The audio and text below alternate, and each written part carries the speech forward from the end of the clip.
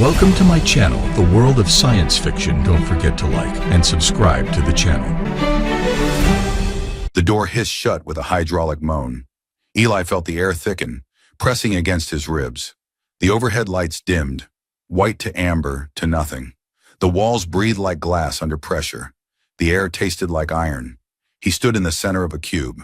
Next to him stood Scylla, blue-skinned, taller by half a head, her eyes black from edge to edge. At her hip hung a psionic blade, flickering like a candle in wind. She didn't look at him like an opponent. She looked at him like a corpse that hadn't realized it yet. Her gaze cut across him like a knife. "The room feeds on fear," her voice brushed inside his skull. "Don't show it a drop, and you might live." Eli swallowed. His throat clicked. "What is this place?" "A test, a purge, a lesson." She paused. "Depends who survives." The mirrors trembled. From the black glass they emerged. 6 ghosts, all armed. Marcus, shot through the neck on Outpost Tannen, dead 3 years. Lena, blown apart by a cluster mine, dead 5 years. Co, burned alive in a collapsing shuttle, dead 7 years. They moved like men. Their boots made sound on the floor. One of them cocked his rifle. The sound was real. Eli's body locked. Every muscle screamed at him to move, to dive, to run, but his legs wouldn't obey. He blinked, and the nearest ghost pulled the trigger. The shot tore through his left shoulder with a crack that echoed off every wall. Pain exploded across his chest, hot and searing and impossibly real. He staggered backward, clutching the wound, feeling blood seep between his fingers, warm and slick. His knees buckled. He hit the floor hard, the impact jarring his spine. Blood splashed against the black surface beneath him. The room hummed, a low, satisfied vibration that traveled up through his bones. "They're real," Eli gasped, staring at the spreading red beneath his hand. Behind Scylla, the walls rippled again, and new shapes began to form. Different shapes, smaller, their outlines softer. Children. Flames licking up the edges of the glass. Small blue figures running, screaming, burning. And in the center, frozen, a warrior in armor. Scylla, younger, paralyzed. She crushed it, visibly crushed it. Her hand clenched into a fist, and the images stuttered, flickered, faded back into the glass. Steam hissed from a seam in her armor. Her eyes flickered, dimmed for half a second. "The strong live in the present," she said flatly, her voice tight as wire. Eli pressed his palm harder against the wound, trying to slow the bleeding. His vision swam. The dead soldiers were still there, surrounding him, rifles trained, waiting. He laughed through gritted teeth, forcing himself upright, one knee planted, then the other, pushing through the fire in his shoulder. Strength remembers and stands anyway. Scylla's eyes narrowed. "You're a fool." "Probably." The walls shifted again, and this time they didn't ask permission. The ripples spread fast, swallowing Scylla's section of the room, dragging her memories out into the open, whether she wanted them or not. The burning village exploded into full color, 3-dimensional, surrounding them both. Heat rolled off the phantom flames. Smoke stung Eli's eyes. The screams were deafening, and there, in the center of it all, a small blue child, no older than 6, knelt in the dirt, covered in ash, reaching toward the frozen warrior who wouldn't move. Couldn't move. Scylla gasped. The sound was quiet, but in the silence of the room it might as well have been a scream. Her knees bent slightly under the weight of the echo. The psi blade dimmed for the first time. Eli stepped forward. His shoulders screamed at him. Blood ran down his arm, dripping off his fingertips. But he moved anyway, crossing the space between them, entering her vision, her nightmare. The dead soldiers didn't follow. They stood at the edge of the flames, watching. He knelt before the ghost child, unarmed. Up close, she was heartbreakingly detailed. Every tear track, every smudge of soot, every trembling breath. She reached for him, and her hand passed through his chest like mist. He touched the ghost's shoulder. The light flickered, like forgiveness. "He couldn't save you," Eli whispered, "but he never stopped loving you." The child blinked. Slowly, impossibly, her expression shifted. The terror eased. Her mouth curved into something fragile and soft. A smile, just barely, just enough. Light bloomed from her chest, spreading outward in waves. The flames guttered, flickered, died. The screams faded to silence. The village dissolved into clean air, and the walls cracked. Thin fissures spiderwebbed across the surface. A hairline crack appeared across Sila's chest plate, splitting the ceramic. Sila stared at him. Her weapon flickered again, the energy blade sputtering like a dying star. Her breath came fast, shallow, uneven. "What did you do?" she whispered, and this time her lips moved. The words were spoken aloud, raw and human. Eli met her gaze. "I told the truth." For a moment, neither of them moved. The dead soldiers stood motionless at the edge of the room. The child was gone, dissolved into light and memory. The only sound was their breathing. The walls hummed. Something was waking. He healed her wound, but the room had other plans. Then the light snapped off. Every trace of illumination vanished in an instant. Darkness slammed down like a physical weight, absolute and suffocating. The walls split. The air roared. Their pain fused. Glass shattered beneath them. Smoke choked the air, acrid and burning. Memories collided. His soldiers firing at her children reaching for his throat. Sila's voice cut through the chaos. "They've changed the protocol." His dead soldiers materialized, aiming at Sila. Her burning village rose, children screaming his name in perfect unison. "They've merged our minds," Eli shouted, his voice barely audible over the roar of collapsing reality. He twisted in the formless space, trying to orient himself, trying to find Sila in the maelstrom. "Your ghosts want me dead," he continued, ducking as a blade carved through the space where his neck had been. "Mine want you."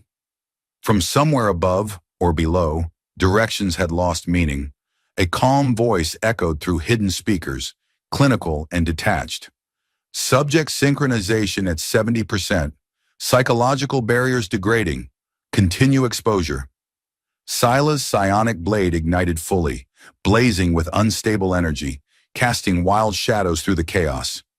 "Get out of my head!" she screamed, slashing at phantom children that dissolved and reformed instantly. But Eli was already moving. He couldn't see her clearly in the chaos, just glimpses, her blue skin flickering in and out of existence, her blade cutting arcs of light through the darkness. But he followed the sound of her breathing, the rhythm of her panic, and positioned himself beside her, covering her flank. One of his dead soldiers, Ko, the burned man, raised his rifle toward Sila's back. Eli threw himself between them. The shot hit his chest plate, the impact cracking the ceramic, driving the air from his lungs. He stayed upright. Barely. "Why?" Sila gasped, her eyes wide, her blade trembling in her grip. "Because they're mine," Eli said, spitting blood. "Not yours." The chaos intensified. Memories collided and merged. His soldiers firing at her children reaching for his throat, flames and bullets and screams and blood all swirling together into a hurricane of shared trauma. And from the center of the maelstrom, something rose. Half child, half soldier, all screaming guilt. It wasn't human, wasn't alien. It was both and neither, a thing constructed from their combined guilt, their merged pain, their synchronized fear. It had the child's face, the small blue girl from Sila's memory, but grafted onto a soldier's body, Marcus's body, armored and armed and wrong. Its eyes burned with light that hurt to look at, white-hot and accusing. The creature opened its mouth, and when it spoke, the voice was theirs, Eli's and Sila's, overlapping, harmonizing in perfect agony. "You let us die." The room shuddered. The walls solidified partially, just enough to trap them, to create a circular arena with the creature at its center. Eli and Sila stood on opposite sides. The creature took a step forward. The floor cracked under its weight, and it knew their names. Sila's blade flared to full charge, the energy stabilizing, turning from flickering blue to solid white. Her stance shifted, shoulders squared, feet planted, every line of her body radiating lethal intent. "I'll destroy it," she shouted. "You'll destroy yourself," Eli yelled back. She lunged anyway. Eli caught her wrist mid-swing. his fingers closing around her forearm just below the blade's emitter. The energy seared his palm, burning through skin, but he held on. The blood on his palm matched the shape of the burn on her arm. Identical wounds mirrored pain. They locked eyes, raw, defiant, terrified, both of them trembling. The creature loomed closer, 10 feet away. 5. Its voice echoed again. You let us die. You let us die. You let us die. Sila's muscles strained against Eli's grip. Let me go. No. It's going to kill us. I know. For the first time, she didn't understand what to do. Her hands shook. Her blade stuttered. Eli released her wrist, stepped forward, alone. Each step shattered a memory beneath his feet. The creature raised its rifle. Point blank. The barrel pressed against Eli's forehead. The sound cut off. Only breath. Only pulse. Eli lifted his arms, wrapped them around it. He embraced the monster made from their shared guilt, pulling it close, feeling the wrongness of its body against his chest. Too hot, too cold, too solid, too formless, all at once. Its edges blurred and sharpened. Its face shifted between child and soldier, innocent and accuser. For one moment in the creature's fractured surface, both faces appeared together. One gaze, seeing everything, forgiving nothing, accepting all. I remember you all, Eli whispered. His voice broke on the words. Every name, every face, every moment I could have done better. The creature shuddered. Light flickered through its body like cracks spreading through ice. I remember the smell of the fire, Eli continued, his eyes squeezed shut, his arms tightening. I remember their voices. I remember being too slow, too weak, too afraid. The light intensified, pulsing in rhythm with his heartbeat. And I forgive you, he finished, barely audible. I forgive me. He embraced their sins, and the storm obeyed. The creature didn't die. It didn't explode or dissolve in a burst of dramatic energy.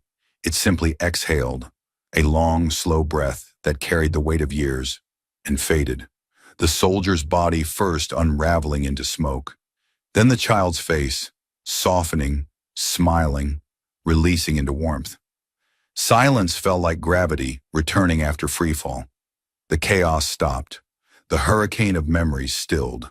The liquefied floor solidified back into black glass, smooth and unmarked. The walls reformed, whole and uncracked, but dimmer now, less reflective. Eli stood in the center of the room, arms still raised in the shape of an embrace around nothing. His legs shook. His vision swam. He swayed, caught himself, swayed again, and collapsed. His knees hit first, then his palms, then his forehead, pressing against the cold glass. Every breath was agony. His shoulder throbbed. His burned hand screamed. But underneath all of it, buried beneath the layers of pain, there was something else. Quiet. Not silence. There was still the hum of the room, the rasp of his breathing, but the noise in his head, the constant chorus of accusation and regret and shame, had gone quiet. He heard footsteps, slow, measured, approaching from behind. Sila's boots appeared in his peripheral vision, black, scuffed, planted just inches from his face. He waited for the blade, for the final strike. Instead, something metallic clattered against the floor. Her psionic blade, deactivated, discarded. Eli lifted his head, every muscle protesting. Sila stood above him, but she wasn't standing like a victor. Her shoulders were rounded, her head bowed, her hands hanging loose at her sides. Her black eyes were wet, not crying, not quite, but on the edge of it. She dropped to her knees. The movement was controlled, deliberate, but there was no aggression in it. She knelt facing him, close enough that he could see his reflection in her eyes. I thought strength was the absence of pain, she said quietly, her voice stripped of telepathy, just human. Each word was careful, tested, like she was learning a new language. Eli pushed himself upright, sitting back on his heels, mirroring her posture. His shoulder blazed with fresh agony from the movement, but he didn't care. It's surviving with it, he said softly, meeting her gaze. Together. Sila's hand moved, slow and hesitant, and placed itself palm down on the floor between them. Not a gesture of defeat, a gesture of something else. Acknowledgement. Truce. Beginning. She set the blade down beside his knee. The metal rang softly against the black glass, a single clear note that echoed through the silent room like a bell. The room watched, waited, and then the door hissed open. Light flooded in from the corridor beyond, harsh, white, institutional. Through the glare, figures emerged, 7 of them, moving in perfect synchronization. The masks entered. They wore armor of polished silver that seemed to drink light and reflected at angles that hurt to track. Their helmets were featureless except for a horizontal slit where eyes should be, glowing faintly red. Each carried a scanner mounted on their forearm, and as they entered, those scanners swept across the room. The devices blinked red. Numbers scrolled across miniature displays. Then simultaneously, every scanner flatlined. Fear response, 0% hostility index, 0% survival aggression, 0%. One of the Inquisitors, the one in front, stopped mid-step. His helmet tilted, scanning again, as if the readings must be wrong. But the numbers didn't change. He took a step backward, small, involuntary. The Inquisitors watched in silence. None dared to speak. The room was silent, but not empty. Alive, waiting. Changed in ways the Inquisitors' scanners couldn't measure, but could feel pressing against them, like invisible weight. Another Inquisitor spoke, his voice filtered through a vocalizer. Subjects must be quarantined for psychological assessment. Standard protocol dictates. He cut himself off, because Scylla had lifted her gaze, slowly, deliberately, and the look in her black eyes wasn't submission or fear or even defiance. It was something the Inquisitors had never seen before. Peace. The test is over, she said quietly, her hand still pressed to the floor, her blade still lying at Eli's feet. We passed, or we failed. Doesn't matter. Either way, we're done. The lead Inquisitor's hand moved toward the stun weapon at his hip, but he didn't draw it. His fingers hovered, trembling, just slightly, just enough, above the grip. The room pulsed, one slow, deliberate throb that traveled through the floor, up through the walls. The black mirror walls reflected only him. Eli, bloodied and kneeling, but unbroken. Eli pushed himself to his feet. The movement was clumsy, pained, but he managed it, swaying only slightly. Blood had soaked through his uniform, but he was upright, standing. And when he looked at the Inquisitors, he didn't look like a subject. He looked like a man who'd walked through the worst thing he could imagine and come out the other side. You built this place to break people, Eli said, his voice rough but steady, to strip them down to fear and aggression and survival instinct, to prove that strength comes from forgetting pain. He glanced at Scylla. But we remembered, we carried it, we shared it, and we're still standing. The Inquisitors didn't move. 7 silver statues frozen in the doorway, their scanners still showing impossible zeros, their weapons still holstered, their certainty cracked. Scylla rose. The movement was fluid, controlled, but there was no threat in it. She stood beside Eli, not behind him, not in front of him, beside him. And when she spoke, her voice carried a quiet authority that made the Inquisitors lean back almost imperceptibly. The room bowed, she said simply, and you felt it.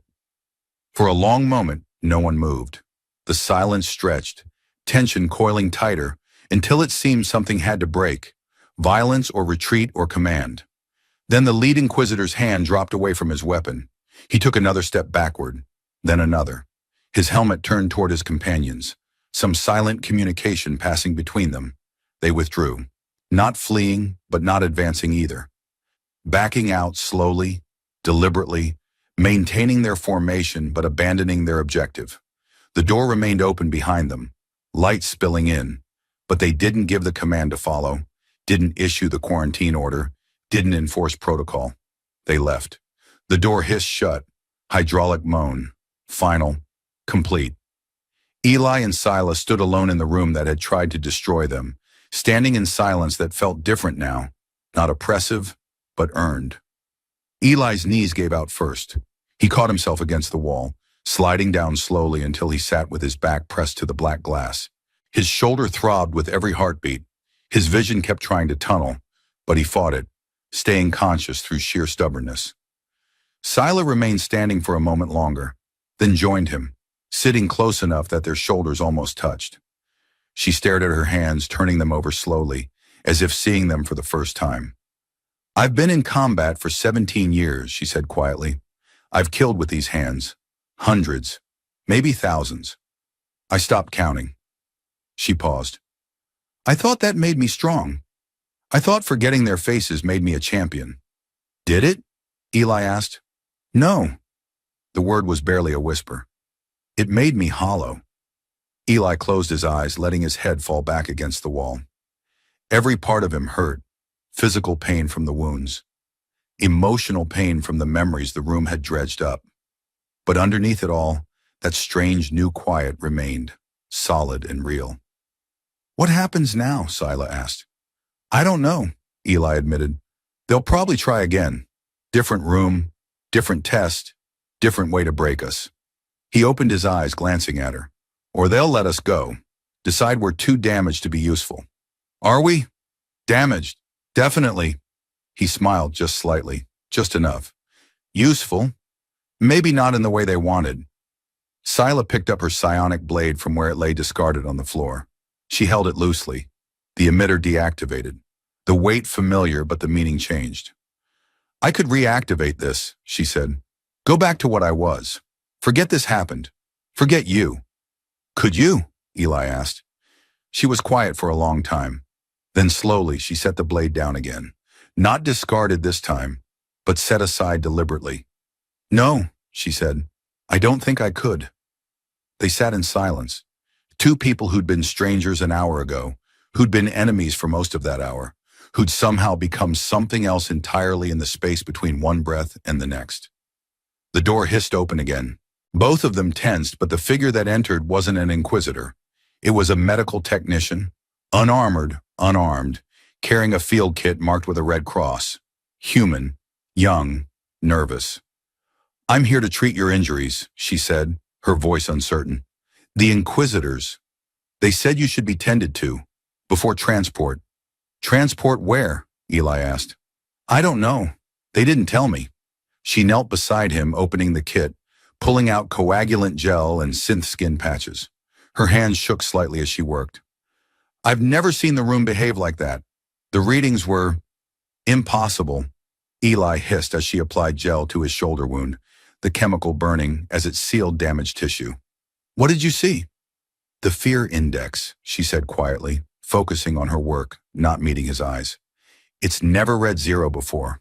Not once in 3 years of testing. The room is designed to escalate until subjects break. But with you two," she trailed off, shaking her head. "It just stopped. Like it gave up. Like it couldn't figure out what you were anymore." Scylla leaned forward. "What are we?" The technician finally looked up, meeting Scylla's black eyes. "I don't know, but whatever happened in here, it wasn't in the protocol, and it scared them." She finished treating Eli's wounds, shoulder bandage, chest plate removed and discarded, burned palm wrapped in treated gauze, then moved to Scylla. The blue-skinned champion had fewer visible injuries, but the technician scanned her anyway, running diagnostics on her psionic implants, checking for neural feedback damage. "You're both cleared for release," the technician said, packing up her kit. "Physically, at least. Psychologically," she shrugged. "That's above my pay grade." She stood to leave, then paused at the doorway. "For what it's worth," she said without turning around, "I'm glad you survived, both of you." Then she was gone, and the door hissed shut once more. Eli and Scylla sat in the quiet room, wounds treated, armor discarded, breathing in synchronization without realizing it. "They'll separate us," Scylla said eventually. "Different cells, different facilities. They won't risk us, whatever we are now." "Probably," Eli agreed. "I don't want that." The admission surprised them both. Scylla's expression shifted. Confusion, then recognition, then something that might have been fear, but of a different kind than the room had tried to evoke. "Neither do I," Eli said. Scylla stood, offering her hand. Eli took it, letting her pull him to his feet. They stood facing each other, close enough to touch, both of them marked by what they'd survived. Both of them changed in ways they were only beginning to understand. We make them let us stay together, Silas said. It wasn't a question. How? I don't know, but we start by refusing to leave separately. Her jaw set, determination returning to her features. They wanted to see what we're made of. Let's show them. Eli smiled. It hurt, his split lip, his exhaustion, the weight of everything. But he smiled anyway. All right, but if they stun us and drag us out, don't say I didn't warn you. If they try, they'll regret it. The door opened a third time. 3 inquisitors, fully armed, positioned in the corridor. The lead one gestured curtly. Come with us. Non-negotiable. Eli and Sila exchanged a glance. Then together they walked toward the door. Not as prisoners, not as subjects, as survivors who'd found something the inquisitors didn't understand and couldn't take away. The corridor beyond was long, sterile, lined with identical doors that probably led to identical rooms. Other tests, other subjects, other attempts to measure and quantify and break the human and alien spirit into component parts. The inquisitors led them through twisting passages, up 3 levels via a freight elevator that hummed with industrial efficiency, and finally to a holding area, a large room with transparent walls, sparse furniture, and a single door marked Authorized Personnel Only. Wait here, the lead inquisitor said. You'll be debriefed separately within the hour. No, Sila said. The inquisitor's helmet turned toward her. This isn't a negotiation. You're right, Sila agreed. It isn't. We stay together, or we don't cooperate at all. You don't have leverage, don't we? Eli stepped forward, his wounded shoulder making the movement awkward, but his eyes steady. Your room failed. Your test produced results you can't explain, and whatever data you got from us isn't worth anything if you don't understand what it means. He gestured between himself and Sila. We're the only ones who know what happened in there, and we're only talking if we talk together. The inquisitor was silent. Then without another word, he turned and left, the other 2 following in perfect synchronization. The door sealed behind them with a magnetic clunk. Eli exhaled slowly, his legs trembling now that the adrenaline was fading. He made it to one of the sparse chairs before collapsing into it. Sila remained standing, pacing the perimeter of the room, testing the walls with light taps of her knuckles. They'll agree, she said after a moment. They have to. We're an anomaly, and there's scientists under all that armor. They can't resist an anomaly. Or they'll decide we're too dangerous and eliminate us, Eli countered. Sila stopped pacing. Would that be so bad? The question hung in the air, heavier than it should be. Eli studied her, really studied her, seeing past the alien features, the warrior's posture, the champion's reputation, seeing the person who'd knelt beside him in the aftermath, who'd placed her weapon at his feet in surrender of something deeper than combat. Yes, he said finally, it would. Sila's expression softened. She crossed to the other chair and sat, mirroring his posture, exhausted, battered, but present. I've spent years perfecting detachment, she said. No bonds, no attachments, no vulnerability. The perfect soldier. She laughed, but there was no humor in it. And then you had to go and hug a monster made of our combined trauma. Sorry, Eli said, not sorry at all. Don't be. Sila met his eyes. It was the first honest thing I've seen in a decade. They sat in comfortable silence, both too tired to maintain guards, both too changed to pretend otherwise. Outside their transparent walls, figures moved in the corridor. Technicians, guards, administrators, all going about their business in a facility designed to quantify suffering and measure strength. An hour passed, then 2. Finally, the door opened. But it wasn't an inquisitor who entered. It was a woman, older, human, wearing civilian clothes of gray and black. Her hair was silver, pulled back in a severe bun. Her eyes were sharp but not unkind. My name is Director Voss, she said, remaining standing near the door. I oversee this facility and all experimental protocols conducted here. She paused. You've caused quite a disruption. Is that what you call survival? Eli asked. I call it an anomaly worth studying. Director Voss moved further into the room but kept her distance.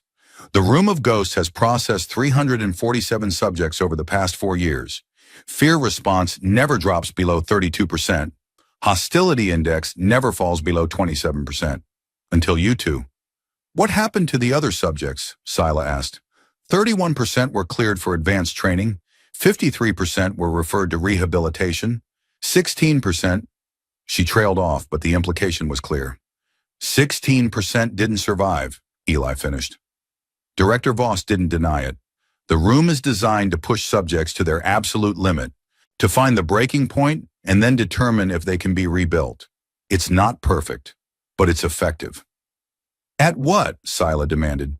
Creating soldiers who've forgotten how to feel? At creating survivors who can function in impossible circumstances. Director Voss's expression hardened. This is a war facility. We're preparing for conflicts you can't imagine. Enemies that will use psychological warfare, memory manipulation, fear induction. The room teaches you to resist. By making us forget, Eli said. By making you stronger. We didn't forget, Sila said quietly. We remembered, all of it. Every face, every failure, every moment of pain. And we survived anyway. Director Voss was silent for a long moment, studying them with an intensity that felt like its own kind of scan. Yes, she said finally.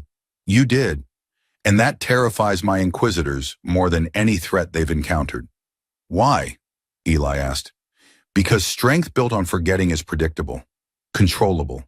We know its limits, its weaknesses, its breaking points. She gestured toward them. But strength built on remembering, on carrying pain and surviving anyway, that's something new, something we can't measure, can't predict, can't control. Sila leaned forward, her black eyes narrowing. So what now? You lock us away? Study us until you figure out how to replicate what happened? That was the recommendation, yes. Director Voss crossed her arms. Separate containment, individual analysis, controlled exposure to determine if your synchronization can be duplicated in other subjects. Was, Eli noted. Past tense. I'm overriding the recommendation. Director Voss moved to the transparent wall, gazing out at the facility beyond. 347 subjects, 16% fatality rate, and we still don't have soldiers who can resist high-level psionic assault without significant neural dampening. But you two, one human, one champion, achieved something in that room that all our protocols couldn't manufacture. What are you proposing? Sila asked, tension radiating from her shoulders. Director Voss turned back to face them. Integration, not separation. I want to see if what you created can be taught, if other teams can learn to carry pain instead of suppress it, if strength through memory is replicable. She paused. You'd work together, train together, demonstrate the methodology. We're not lab rats, Eli said flatly. No, you're proof of concept. Director Voss's expression softened slightly. And you're survivors who deserve better than dissection. This way, you stay together. You have purpose. And you might save lives. The other subjects who would otherwise end up in that 16%. Eli and Sila exchanged a glance. A full conversation happened in that look. Doubt, hope, exhaustion, determination, all compressed into a moment of silent understanding. We want access to the other subjects, Sila said. Not just training sessions, real access. We talk to them, understand what they're going through. And we want transparency, Eli added. No more hidden protocols, no more surprise tests. If we're doing this, we do it on our terms. Director Voss considered.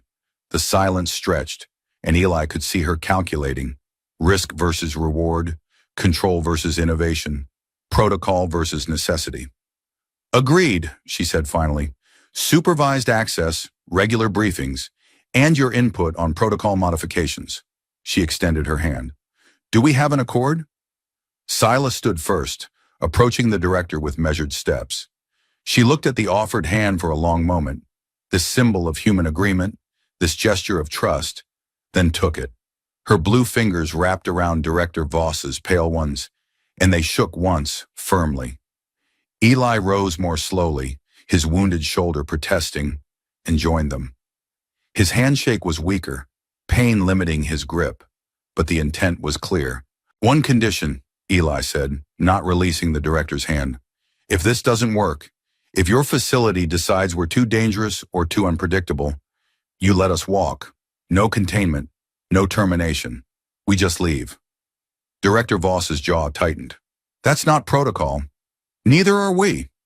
For a moment, Eli thought she'd refuse, thought the whole negotiation would collapse and they'd end up in separate cells anyway, studied and dissected until the facility extracted whatever value they could provide. Then Director Voss nodded. If it fails, you walk. You have my word. She pulled her hand back, her expression unreadable. Your first session is in 6 hours. I suggest you use that time to rest. You'll need it. She moved toward the door, then paused. For what it's worth, I hope you succeed. Not for the facility's benefit, for yours. Then she was gone, and the door sealed behind her with that same magnetic clunk. Eli collapsed back into his chair, adrenaline finally depleted, leaving only bone-deep exhaustion. Scylla returned to her seat but didn't relax, her posture still alert, still processing. 6 hours, she said. Yeah. Think we can do this? Eli closed his eyes. Behind his eyelids, he could still see them.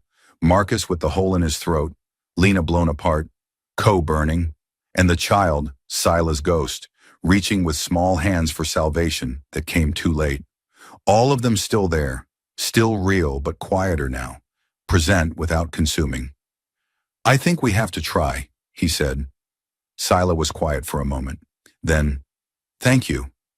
Eli opened his eyes looking at her. For what? For not letting me destroy it. The creature, our pain. She flexed her hands, staring at them. I would have cut it apart and convinced myself that was strength. That elimination equals victory. You would have died, Eli said softly. I know. She met his gaze. You saved my life by showing me how to live with it. The weight of that hung between them. Not uncomfortable, but significant. A recognition of debt and gratitude, and something more complex than either. Get some rest, Eli said, his eyes already closing again. 6 hours isn't much, but it's something. You should sleep. You lost more blood. I will, in a minute. He didn't make it a minute. Exhaustion pulled him under like a tide, and for the first time in years, his sleep was dreamless. Not empty, dreamless. The difference mattered. When he woke, someone had covered him with a thermal blanket. Scylla was still in her chair, but she'd pulled it closer, positioned between him and the door. Standing guard. Her eyes were closed, but her breathing was too controlled to be true sleep. The light rest of a soldier who'd learned to monitor her surroundings, even unconscious. Eli shifted, and her eyes snapped open immediately. How long? He asked, his voice rough. 4 hours. The medical technician came by, left water and protein bars. She gestured to a tray on the floor between them. And new uniforms. Clean ones. Eli sat up slowly, testing his shoulder. It hurt, but the coagulant had done its job. The bleeding had stopped. The flesh was sealing. He'd have a scar, but he'd survive. He reached for the water first, drinking half the container in one long pull, then forced himself to eat despite his stomach's protest. Scylla watched him, then seemed to realize she should do the same. They ate in silence, both too aware of the approaching deadline. 2 hours left, then 1. A soft chime sounded from a speaker near the door. Director Voss's voice followed. Transport in 15 minutes. You'll be escorted to Training Hall 7. 3 subjects are waiting. The connection cut before they could respond. Eli and Scylla changed into the new uniforms. Still gray, still unmarked, but cleaner, less blood-stained. Eli moved carefully, his wounded shoulder limiting his range of motion. Scylla helped without asking, pulling the shirt over his damaged arm with efficient gentleness. Ready? She asked when they were both dressed. No, Eli admitted. You? No. They smiled at each other, brief, grim, honest. The door opened. 2 guards this time, not inquisitors. Human. Armed with stun weapons but not pointing them. They gestured down the corridor without speaking. Eli and Scylla followed. The walk took 7 minutes through identical corridors, past identical doors, under identical lights that hummed with the same frequency. Institutional monotony designed to strip away individuality, to make everyone equal in their diminishment. But Eli and Scylla walked side by side, shoulders almost touching, and somehow that small defiance felt enormous. Training Hall 7 was larger than Eli expected. A space the size of an old aircraft hangar, with high ceilings and modular walls that could be rearranged into different configurations. Right now it was set up like an arena. Open floor, observation platforms along the edges, and 3 people standing in the center. 2 humans, 1 alien. The first human was young, maybe 22, with short dark hair and eyes that held too much fear for someone so young. She stood with her arms wrapped around herself, defensive, small. The second was older, 40s, military bearing, scars across his knuckles that spoke of violence survived. He stood apart from the others, watching everything with calculating wariness. The alien was something Eli had never seen before. Tall and thin, with skin like polished copper and too many joints in the wrong places. Its eyes were multifaceted, insectoid, tracking movement with predatory precision. Director Voss stood on one of the observation platforms, her voice carrying down through speakers. These 3 subjects completed the room of ghosts yesterday. All showed elevated fear response and moderate hostility. Standard results. She paused. Eli, Sila, show them another way. The guards withdrew, sealing the entrance. Eli and Sila descended the ramp into the arena. The 3 subjects watched them approach with varying degrees of suspicion and curiosity. My name is Eli, he said, stopping a respectful distance away. This is Sila. We went through the room. We survived, and we're here to help you do the same. We already survived, the older man said, his voice rough. We're here. We passed. Did you? Sila asked, not unkindly. Or are you just still breathing? The young woman flinched. The alien's multifaceted eyes refracted light, impossible to read. The room shows you your fears, Eli continued, your failures, your pain. And the standard training teaches you to suppress it, bury it, forget it. Build strength on top of the grave. He paused. That works, until it doesn't. Until you're in a situation where suppression isn't enough and everything comes flooding back at once. So what's the alternative? The older man challenged. Wallow in it? Let it control us? Remember it, Sila said. Carry it. Face it. She gestured toward Eli. Together. The young woman's arms tightened around herself. I can't. If I remember, if I let myself feel it, I'll break. You might, Eli agreed, or you might discover you're stronger than you think. He moved closer, slowly, giving her time to retreat if she wanted. She didn't. What did the room show you? Her voice came out barely above a whisper. My sister. The accident. She cut herself off, trembling. Dead, Eli finished gently. She was dead, and you couldn't save her. And the room made you watch it happen again. Made you feel that helplessness again. Tears tracked down the young woman's face. How did you know? Because it showed me my dead unit, Sila's dead village. We all carry ghosts. He glanced back at Sila. The question is whether we carry them alone or together. The alien spoke for the first time, its voice clicking and whirring through a translator device. My species does not share pain. Weakness is individual shame. Then your species is missing something essential, Sila said. She approached the alien slowly, respectfully. I thought like you. For years, pain was weakness. Isolation was strength. I was a champion because I needed no one. She paused. And I was hollow, empty, a weapon that had forgotten why it was fighting. The alien's eyes shifted, thousands of facets catching light. What changed? Sila looked at Eli. He did. He showed me that carrying pain together doesn't make you weaker. It makes you real. The older man scoffed. This is sentiment, philosophy. In real combat, feelings get you killed. In real combat, Eli said, turning to face him, suppressed trauma makes you hesitate at the wrong moment, makes you freeze when memory ambushes you, makes you cruel when you should be precise. He stepped closer. What did the room show you? The man's jaw clenched. For a moment, Eli thought he wouldn't answer. Then, civilians, a raid that went wrong. We had bad intel. By the time we realized, he stopped, shaking his head sharply. I followed orders. I did my job. And it still haunts you, Eli said. I manage. By forgetting? By pretending it didn't matter? By moving forward. That's not forward, Sila said quietly. That's running. The man's hands clenched into fists, and for a moment violence flickered in his eyes, that familiar refuge of anger over pain. But then his shoulders sagged and something in his face cracked. I see their faces every night, he admitted, his voice breaking. I close my eyes and they're there, accusing, hating, dying. He looked at Eli and Sila with desperate eyes. How do you make it stop? You don't, Eli said. You learn to live with it, to honor it, to let it make you better instead of bitter.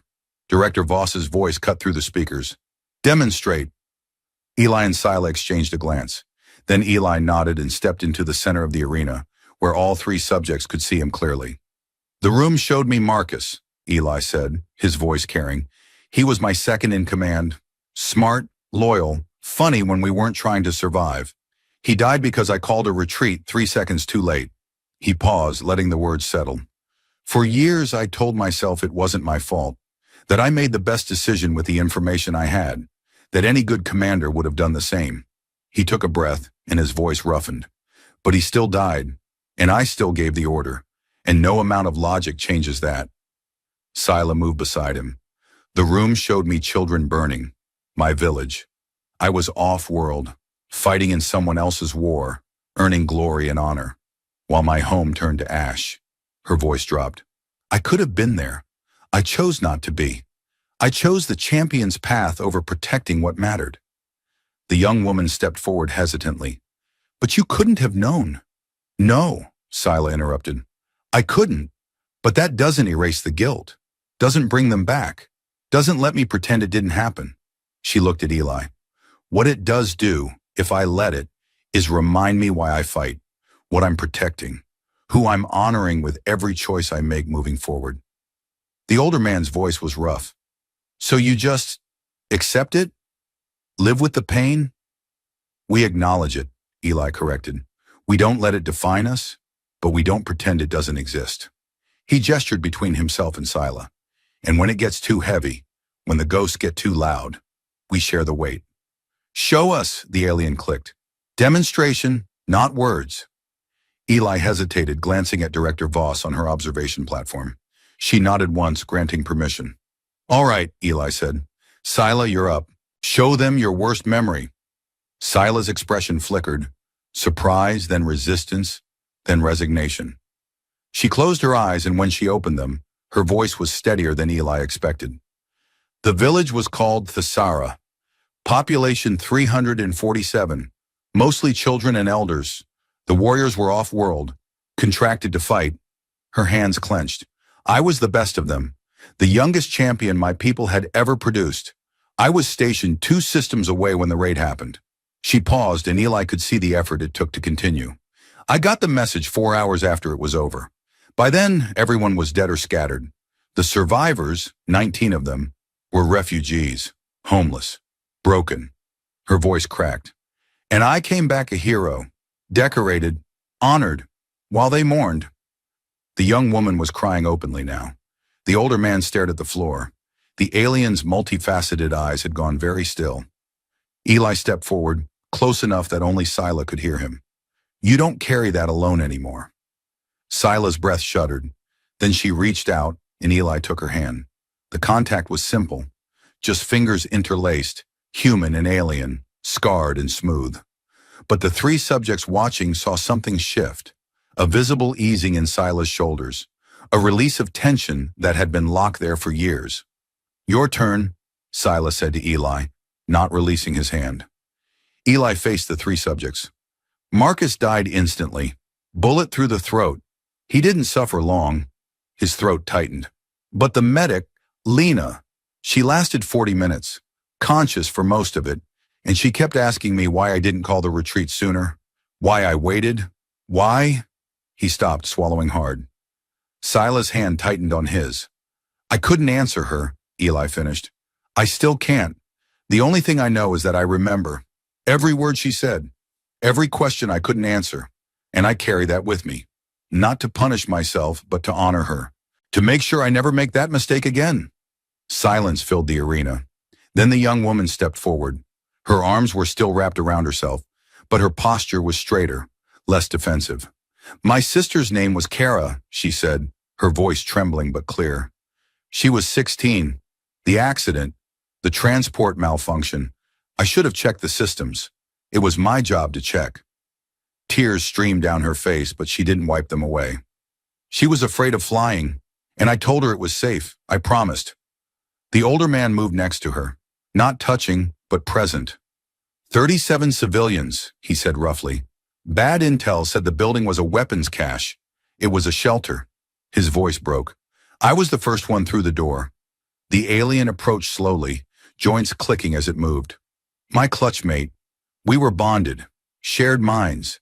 When the enemy captured them, The translator buzzed, struggling with the alien's emotional vocalization.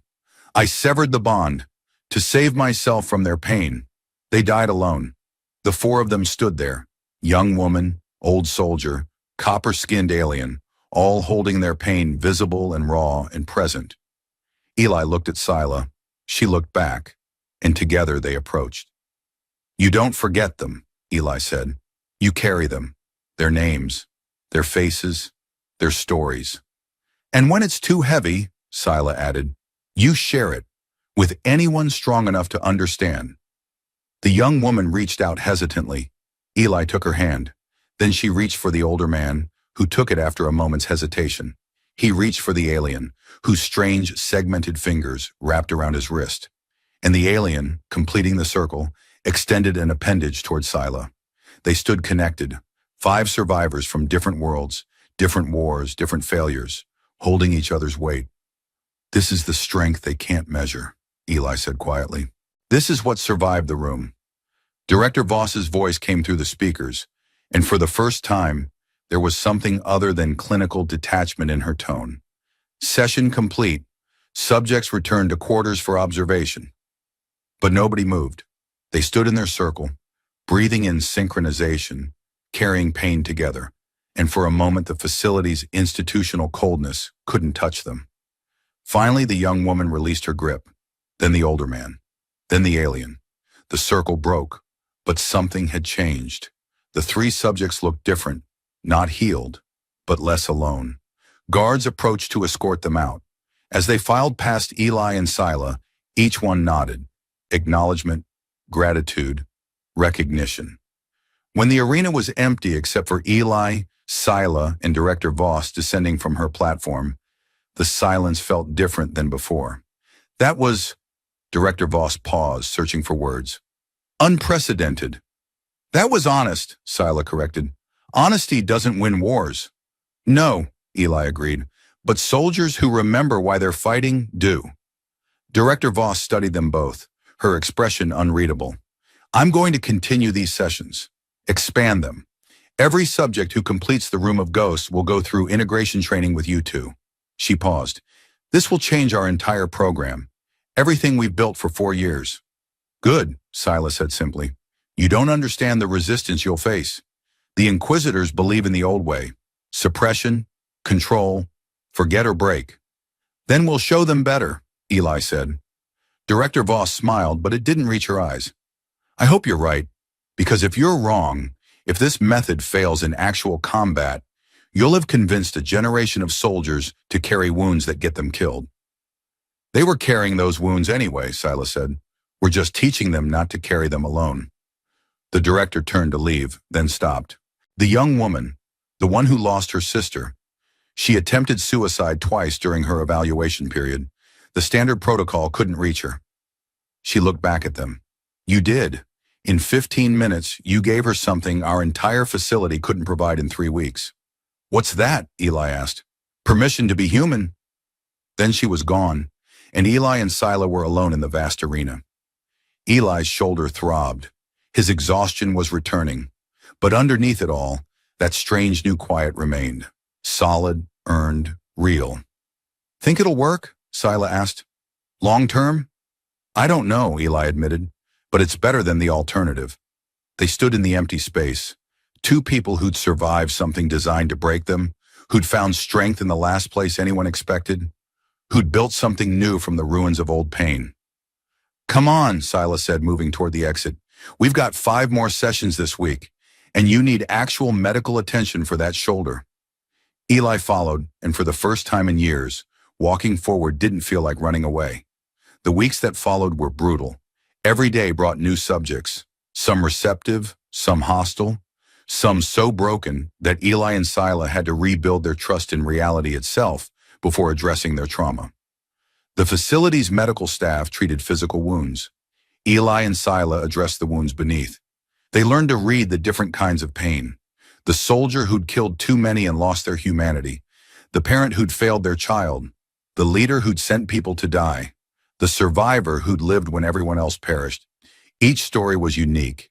Each pain was specific. But the methodology remained constant. Remember, acknowledge, share, survive together. The Inquisitors watched with increasing unease. Their protocols relied on measurable metrics: fear response, hostility index, survival aggression. But Eli and Sila's method produced data that flatlined all their instruments while creating soldiers who functioned better in every practical assessment. It broke their models. It shattered their assumptions. And they hated it. 3 months into the integration program, the resistance came.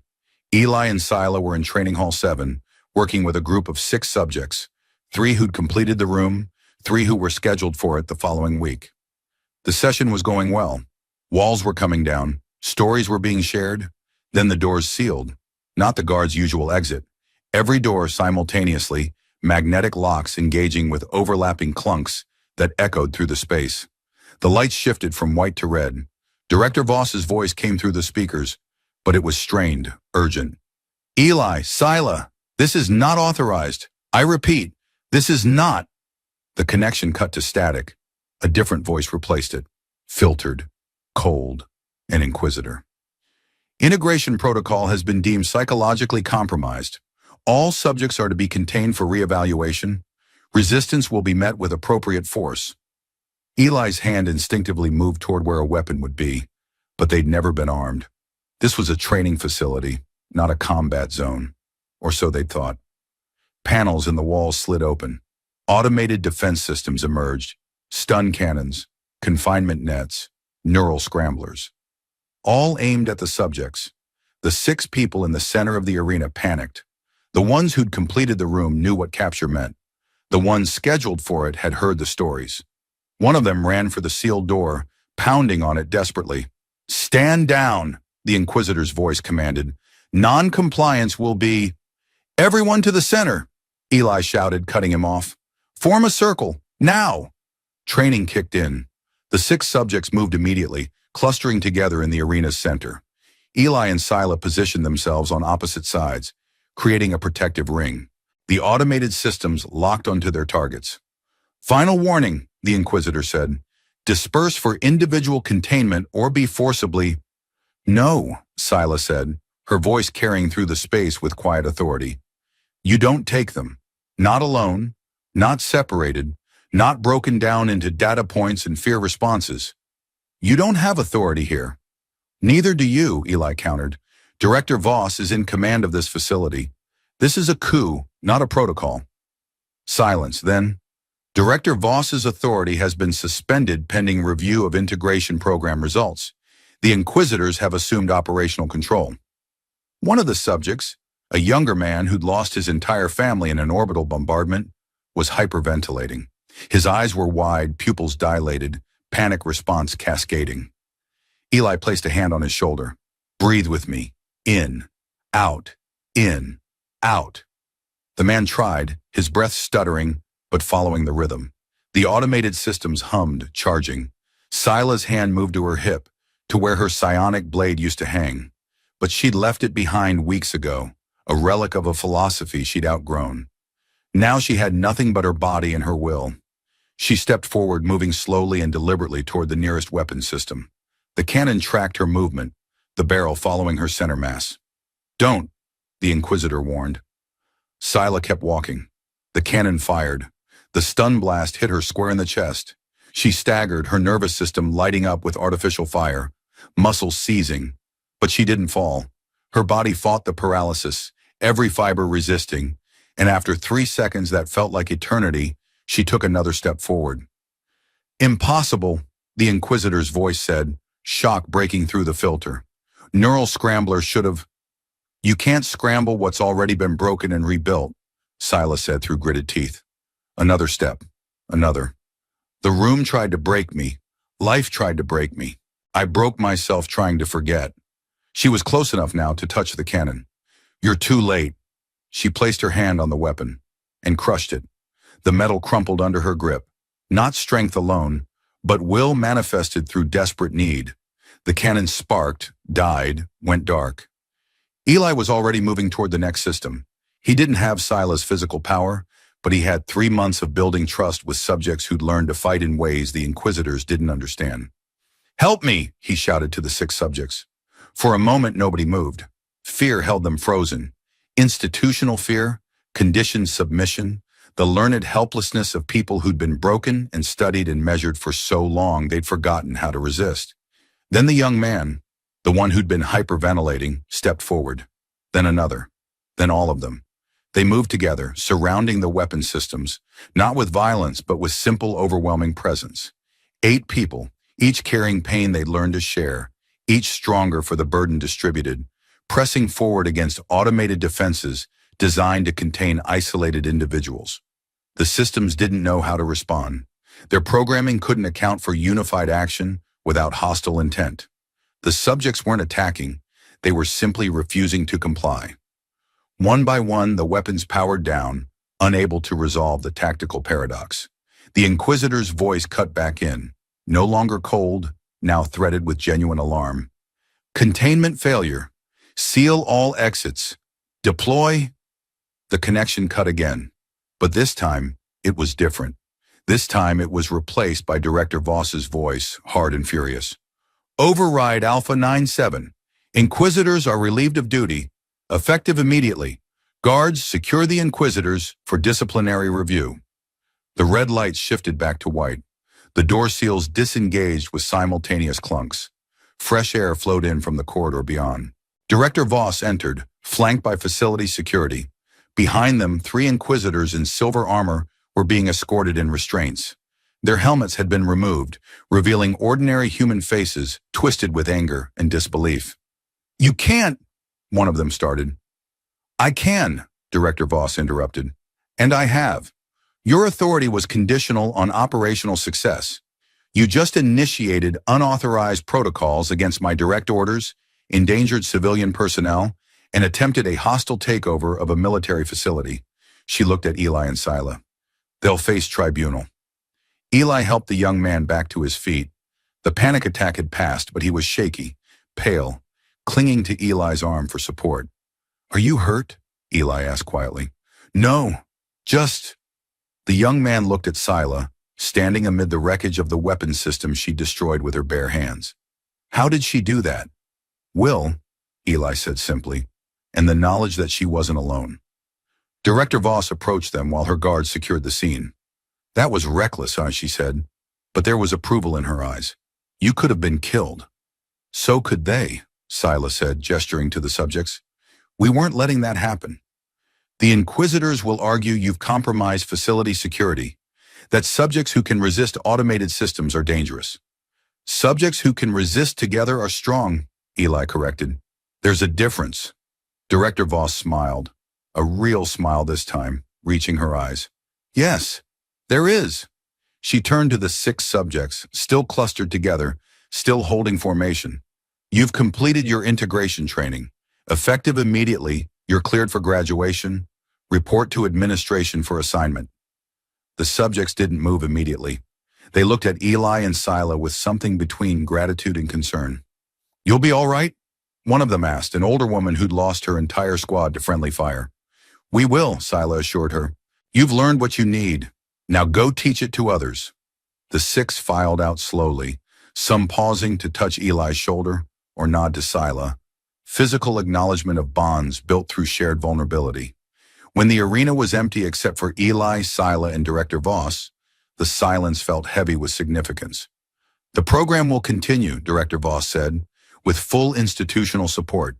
The Inquisitor's resistance has been resolved." She paused. "But this was just one cell, one facility. The military-industrial complex is vast, and not everyone will support this methodology. Then we keep proving it works, Eli said. Until they stop trying to break us, Sila added. Director Voss studied them both. You know you can't save everyone. Some people are too broken. Some pain is too deep. Some subjects will fail no matter what you do. We know, Eli said quietly, but we'll try anyway. The director nodded slowly. Then I'll give you the resources. More trainers, larger facilities, expansion beyond this installation. She moved toward the exit, then paused. For what it's worth, you've saved more lives in 3 months than our old protocols saved in 3 years. The data is irrefutable. It was never about data, Sila said. No, Director Voss agreed. It wasn't. She left, and Eli and Sila stood alone in the arena, where they'd first taught others how to carry pain together. Eli's shoulder ached. His exhaustion was constant now. Baseline tiredness that never quite left. But underneath it all, that quiet remained. That strange, precious quiet where ghosts spoke but didn't scream. Think we'll ever get a break? Sila asked. No, Eli said. Good, Sila said. I don't think I'd know what to do with one. They walked toward the exit together, shoulders almost touching, 2 survivors who'd built something new from ruins, who'd found strength in the last place anyone looked, who'd learned that remembering hurt less than forgetting. And behind them, the walls of Training Hall 7 stood silent and still, no longer hungry, no longer waiting to feed on fear. They had bowed. 2 seconds of silence, only breathing, only presence. Teach me, she had said, and in the polished surface of her discarded blade, lying back in the room of ghosts where they'd left it. Eli's reflection remained, scarred but steady, changed but unbroken. A man who'd walked through his worst nightmare and emerged carrying something the facility couldn't measure. Hope.